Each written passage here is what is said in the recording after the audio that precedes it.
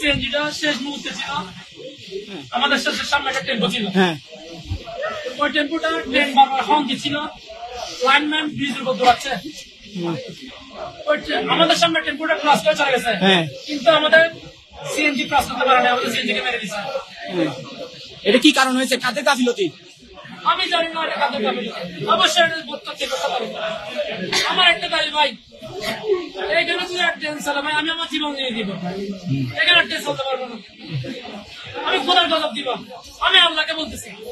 এখানে আমার ছোট বাচ্চা, আমার 2 বছরের বাচ্চা কি দোষ করছিল, কি দোষ করছিল, আমি আর গুণা করছি, আমার 30 বছর বয়স, তোমার ও কি করছি, আমি আমার মেয়ের জন্য আমাকে আজকে বলতেছে বাবা আপনি আনিয়ে সবাই আমার মেয়ের জন্য আপনি নিয়ে নেই, বাড়িতে চলে যাচ্ছি, চলে যাচ্ছি।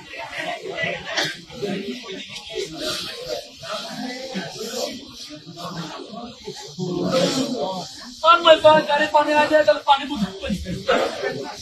और मैं किले गए